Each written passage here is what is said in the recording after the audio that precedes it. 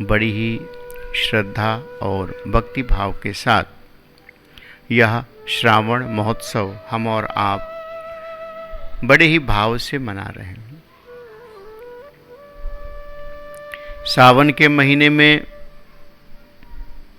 जहां प्रकृति अपना रंग दिखाती है, साधु संत चातुर्मास में एक स्थान पर विश्राम करते हैं। भगवान के परम भक्त अपने अपने स्थान पर रहकर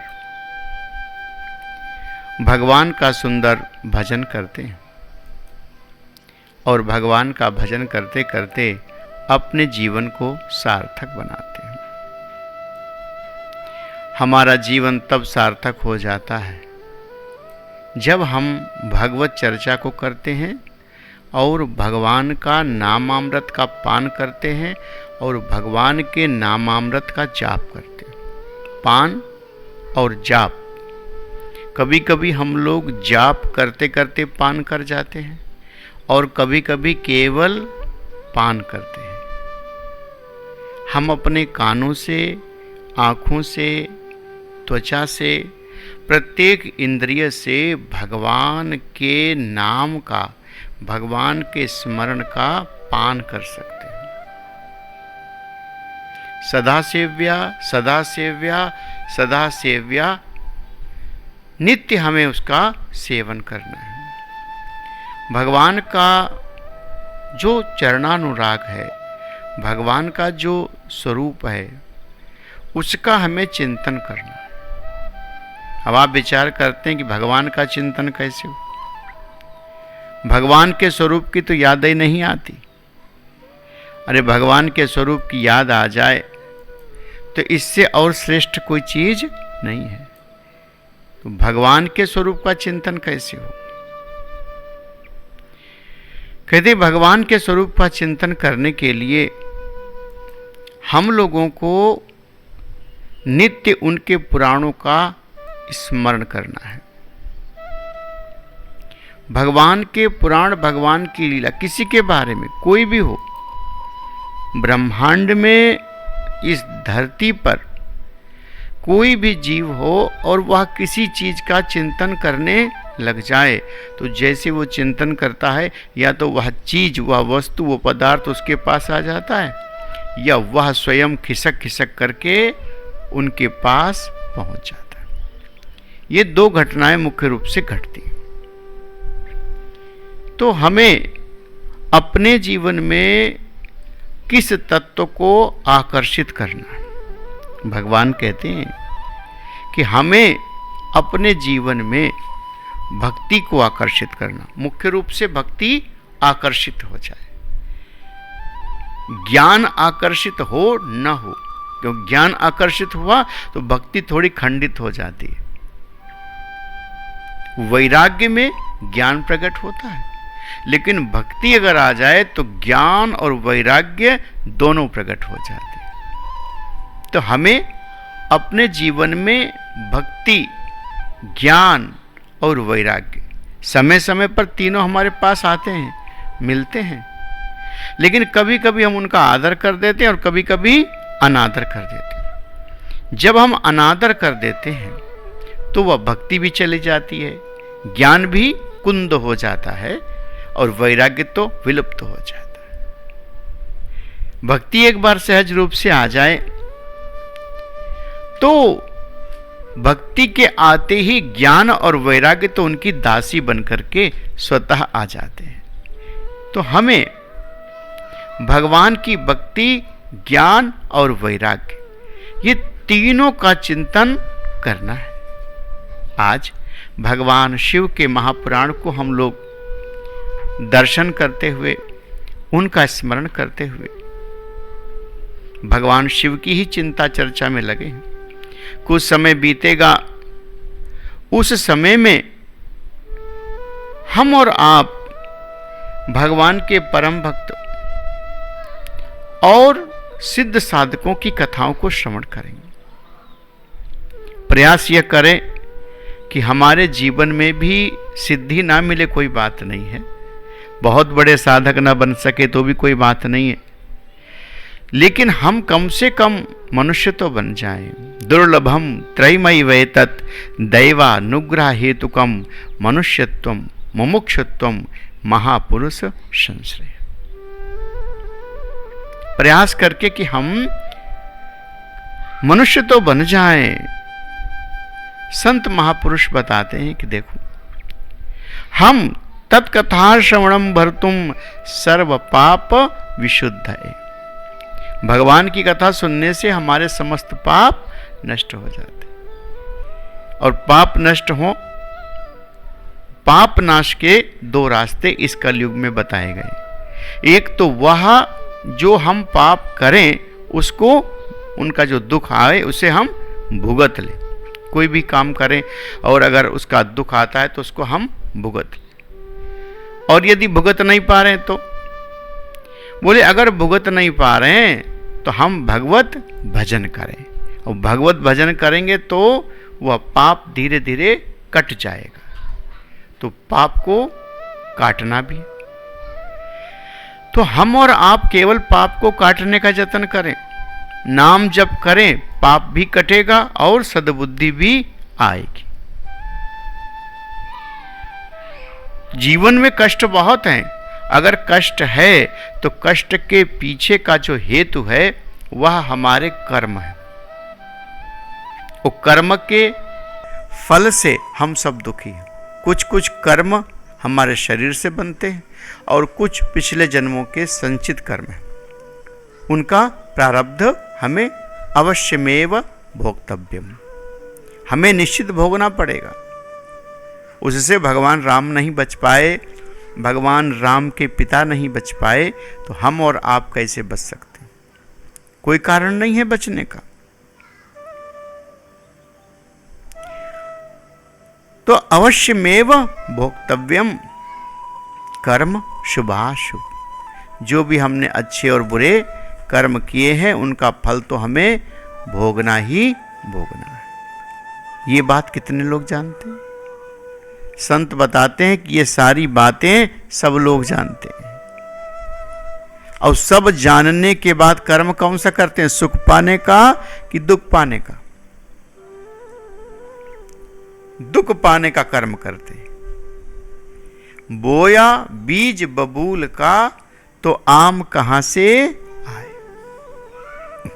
संत कहते हैं वो चंचुला और वह बिंदुक, ये दोनों पाप कर्म करने के बाद भी भगवान की शरणागति हो गए, और भगवान की शरणागति होकर अपने जीवन का कल्याण कर लिया।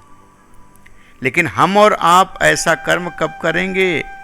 कहते हैं सूत सूत महाभाग सर्वज्ञोसि महामति। तुम तो सर्वज्ञ हो, सब जानते हो, तो फिर हमारी सद्गति कैसे होगी? इतिहासम इमं श्रुत्वा मनो मेतीव मोदते। ऐसा इतिहास सुनकर के हमारा मन भयभीत हो गया कि हम पाप कर्म करें तो हमारा किस प्रकार उद्धार होगा।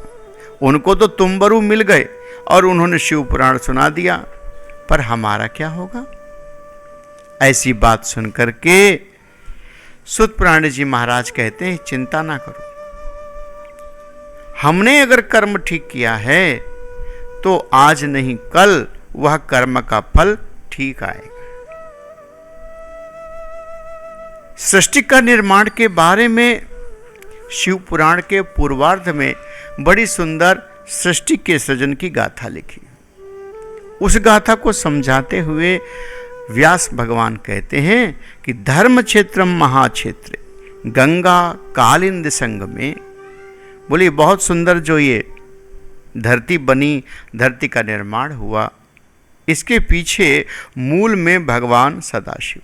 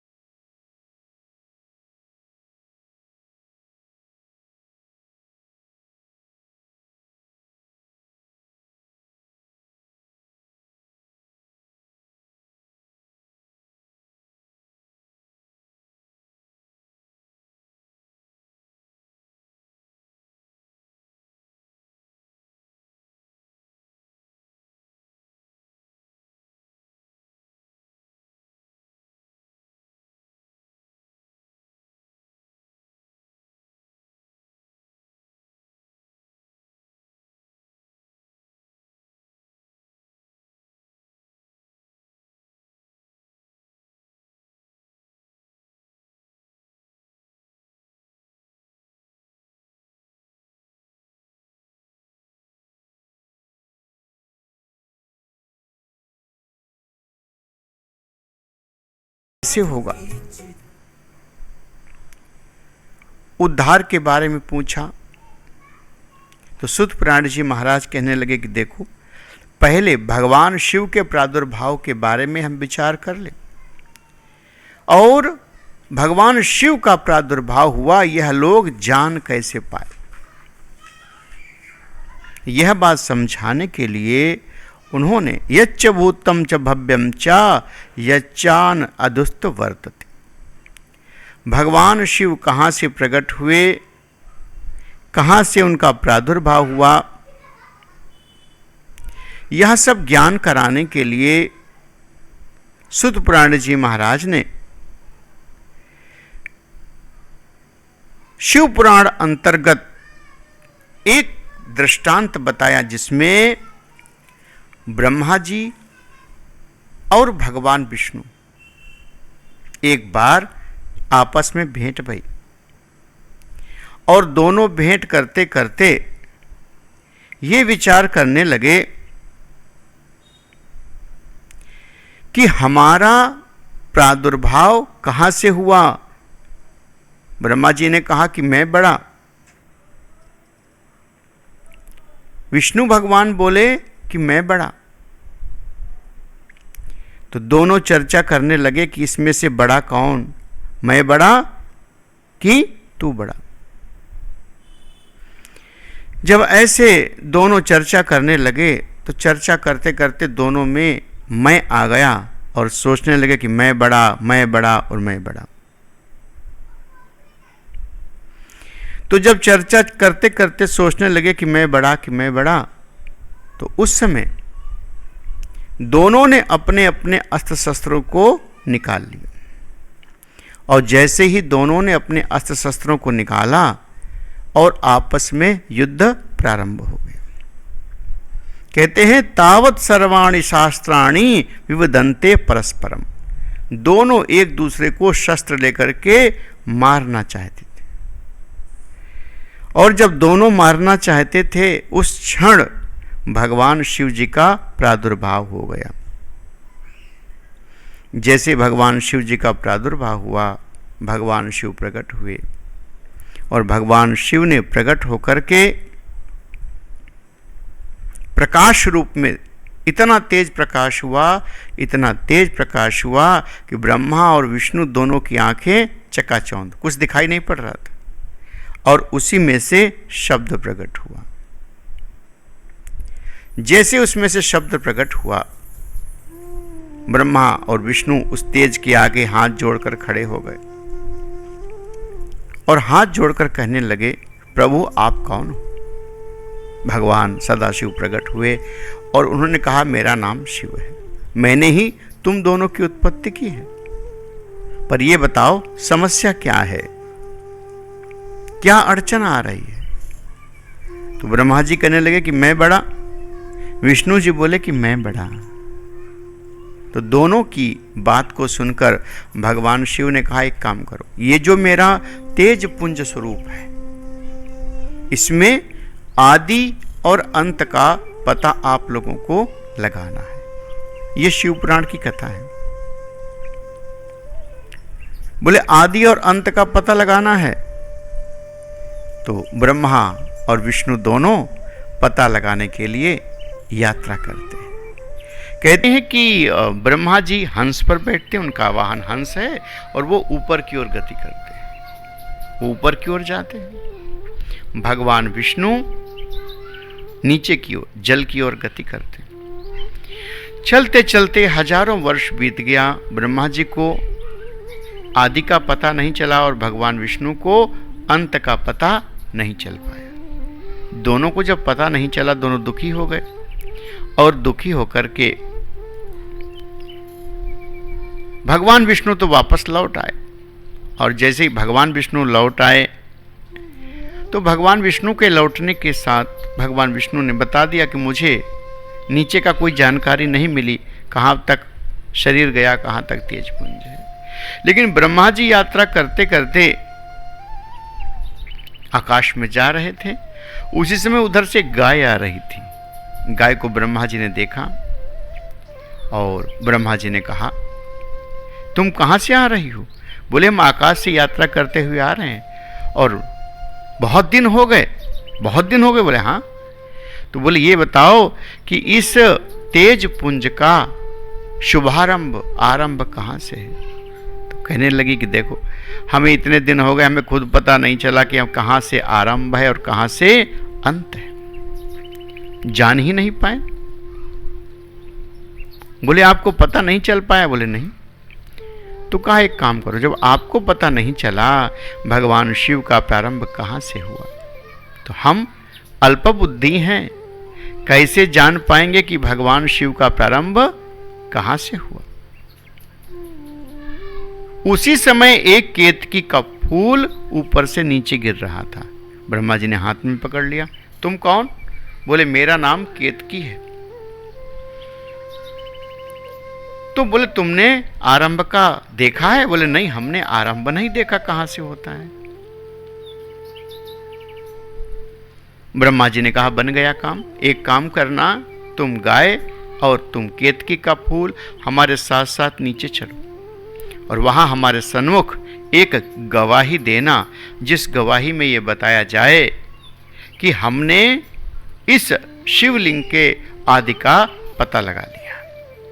दोनों राजी हो गए। राजी होकर के जैसे ही नीचे आए, उस तेज पुंज के सामने खड़े हुए, वहां पर भगवान विष्णु खड़े थे। भगवान विष्णु से पूछा कि तुमने अंत का पता लगा लिया? भगवान विष्णु ने कहा नहीं, मैंने पता नहीं लगा पाया। ब्रह्मा जी ने कहा मैंने तो आदि का पता लगा लिया। तो भगवान विष्णु सरल स्वभाव होने के कारण उन्होंने कह दिया कि देखो मैंने हार मान लिया, मैं हार मानता हूं। जैसे उन्होंने हार मान लिया, उसी समय तत्क्षण भगवान शिव प्रकट हुए और ब्रह्मा जी को बहुत डांट लगाई। ब्रह्मा जी से कहा कि तुमने ये सोचा कैसे कि तुम झूठ बोलोगे, हमें पता नहीं चलेगा। बोले महाराज हम झूठ नहीं बोल रहे हैं, हमारे साथ ये केतकी का फूल है, ये गाय है, ये दोनों आपको बताएंगे। भगवान शिव सब जानते थे। भगवान शिव ने श्रापित कर दिया कि गाय गौ, कलयुग जब आएगा तो कलयुग में तुम्हें विष्ठा खानी पड़ेगी। तो कलयुग में गाय विष्ठा खाती, और केतकी का फूल तुम्हें श्राप है कि तुम किसी की पूजा में प्रयोग नहीं लाए जाओ। तो तब से केतकी का फूल किसी पूजा में उपयोग नहीं लाया जाता। भगवान विष्णु को हृदय से लगाया और कहा तुम सत्य पर चले हो, अर्थात तुम्हारा सत्य पर अवलंबन है, इसलिए जाओ, सारी सृष्टि का पालन और पोषण ये आपके जिम्मे रहेगा। ब्रह्मा जी से कहा तुम्हें सृजन करने का काम दिया है, तुम सृजन करोगे, इसके अलावा तुम्हें कोई काम नहीं करना है। सृजन का काम दे दिया और सृजन का काम करके ब्रह्मा जी अपने कार्य में लग गए। कहा जब कभी तुम्हारी पूजा होगी, जब कभी तुम्हारा श्रृंगार होगा, तो उसमें और शादी ब्याह में जो मंडप बनेंगे उसमें केतकी का फूल रखा जाएगा। दोनों श्रापित होकर अपने अपने धाम को गए और भगवान विष्णु ने शिवेन कल्पितम ध्रुवम पुराणम ग्रंथ संख्या, भगवान शिव के स्वरूप का दर्शन कराया गया। भगवान शिव का दो स्वरूप है, एक तो लिंग रूप है और दूसरा वेर स्वरूप है। लिंग स्वरूप वो होता है जिसकी आप लोग पूजा अभिषेक करते हैं, और वेर स्वरूप वो होता है जहाँ भगवान सदाशिव माँ पार्वती के साथ बैठे हैं और गणपति उनकी गोदी में विराजमान। दो स्थितियां। तो मूर्ति स्वरूप जो है उसकी पूजा देवता लोग करते हैं, हम सबको भी मूर्ति पूजा भी करनी चाहिए और शिवलिंग का श्रावण में अभिषेक भी करना चाहिए। रोज न कर सके कोई बात नहीं, विद्वान नहीं, एक लोटा जल आप भगवान शिव पर चढ़ावें। घर में मूर्ति छोटी है तो एक छोटा पात्र से जल चढ़ा दें, और मूर्ति भी नहीं है तो घर में कुछ मिल जाए, जो भी साधन हो, कोई भी चीज से, मिट्टी का, बालू का न मिले तो संत बताते मनसा परिकल्पयेत, मन से कल्पना कर ले कि यहाँ भगवान शिव विराजमान है और उस जगह पर थोड़ा सा जल अर्पित कर दे। बेलपत्री हो तो एक बेलपत्री चढ़ा दे, ना हो तो वो भी मनसा परिकल्प है। 3 पत्र होते हैं, रज, तम और सत, 3 गुणों युक्त यह बेलपत्री होती है। तो उस बेलपत्र को हम लोग श्रवण करके रख करके अपने साधन से चढ़ाना चाहिए। और चढ़ाते समय हमें 2 बातों का मुख्य ध्यान रखना है। एक, हमें उसके वज्र को तोड़ देना है, पीछे गांठ जैसी बनी होती है उसे हमें तोड़ देना है। और दूसरा, वह जो अग्रभाग है उसे हमें उत्तर की ओर रखना है। जब हम उत्तर की ओर वो अग्रभाग रखेंगे भगवान से प्रसन्न होते और हमें सत, तम और रज 3 गुणों से मुक्त कर देते हैं। 3 गुणों से मुक्त कर देते हैं। तो हम 3 गुणों से मुक्त होकर भगवान शिव के धाम जाते हैं। एक मंत्र बोला जाता है, त्रिदलम त्रिगुणाकारम त्रिनेत्रम चात्रिधायुधम त्रिजन्म पाप संहारम बिल्वपत्र शिवार्पण। न कर पाए तो पंचाक्षरी मंत्र नमः शिवाय का जाप करके चढ़ा दे। और स्त्रियों को ओम नमः शिवाय मंत्र कोई कोई संत मना भी करते। नमः शिवाय बोल करके वह बिल्वपत्र भगवान शिव को समर्पित कर। संत बताते हैं कि बिल्वपत्र या कोई भी पदार्थ भगवान शिव को अर्पित करे तो उसे स्वयं के उपयोग में नहीं लेना चाहिए, नहीं लेना चाहिए, क्योंकि वहां पर धतूरा भी होता है, भांग भी होती है, विषैले सर्प भी रहते हैं, तो उन पदार्थों में विष का प्रभाव आ सकता है। तो हमें उस प्रभाव से अपने को बचना भी है। तो हमें सावन में रोज कर सके, नहीं तो आंखें बंद करें, 1 लोटा जल ले, उसमें खूब बढ़िया चंदन डाले, खूब बढ़िया चीनी डाले, दूध डाले, खूब बढ़िया से उनका अर्घ बनाए और आंख बंद करके अर्पण करें। कहते प्रत्यक्ष करने से मानसिक करने का फल बहुत ज्यादा होता है। एक सेठ था, बहुत कंजूस था, पूजा नहीं करने जाता था, पूजा करता था तो धूप जलाता था, धूप बुझा के रख लेता था, दीपक जलाता था, फिर दीपक बुझा लेता था, घी ज्यादा ना खर्च हो जाए, बहुत कंजूस था। एक दिन एक संत आ गए और संत ने कहा कि सेठ जी क्या बात है, तुम पूजा नहीं करते, बताया पूजा क्या करें। पूजा करना जब चलता हूं तो पूजा नहीं कर पाता हूं कि मेरा मन तो कंजूसी में लगा रहता है। तो बोले सेठ जी को उपाय बताएं। बोले हाँ। बोले तुम भगवान का भोग लगाया करो, भगवान की पूजा करो, लेकिन तुम्हारा 1 रुपया भी खर्च नहीं हो। कैसे करूं? बोले मनसा परिकल्पित। बोले मन से? बोले हाँ। कैसे? बोले आंख बंद करके बढ़िया से बढ़िया सुगंध भगवान को लगाओ, बढ़िया से बढ़िया भगवान को भोग रखो, ऐसे पूजा करो और भगवान प्रसन्न हो जाएंगे। उसने संत की बात मान ली, पैसे का खर्च था ही नहीं, तो आंखें बंद करता, ठाकुर जी को बिठाता, खूब बढ़िया दूध से स्नान करावे, फिर गंगा जल से स्नान करावे, फिर सुगंध लगावे, कपड़ा पहनावे, मोर मुकुट बांसुरी खूब बढ़िया लगाता था, और सावन में खूब रुद्राभिषेक करता था। अब उसका रुपया खर्चे नहीं होता था। एक दिन की बात है कि पूजा करते करते भगवान की खूब पूजा किया और एक बढ़िया बड़ा कटोरा दूध मलाई पड़ा हुआ भगवान को भोग लगाया, और भोग लगा रहा था, उसी क्षण उसने मुट्ठी भर के चीनी डाली। ये सारा कर्म वो आंखें बंद करते करते कर रहा था, लेकिन पूजा करने में इतना तन्मय हो गया कि वो भूल गया कि पूजा असली है कि मन से कर रहे हैं।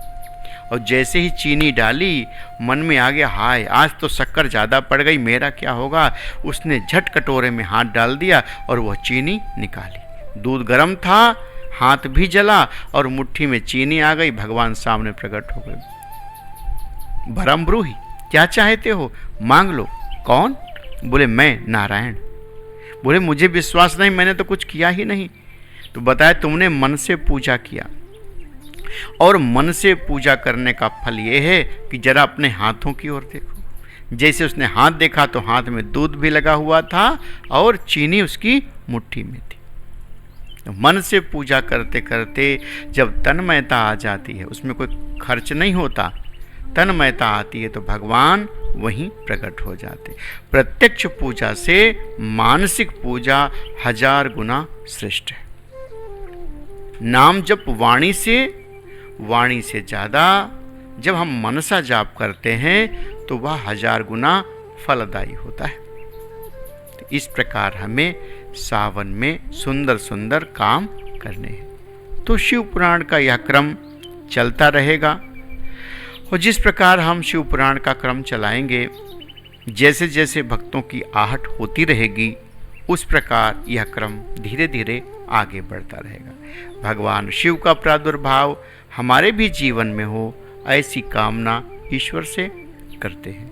इसी के साथ आगे का क्रम शर्मा जी बताएंगे और यह सत्संग यहाँ पर विश्राम लेगा। इसके बाद भजन और भी कार्य होने हैं, उन सारे कार्यों को पूरा किया जाएगा। बोलिए उमापति महादेव की, पवन सुत हनुमान की जय, सद्गुरुदेव भगवान की जय।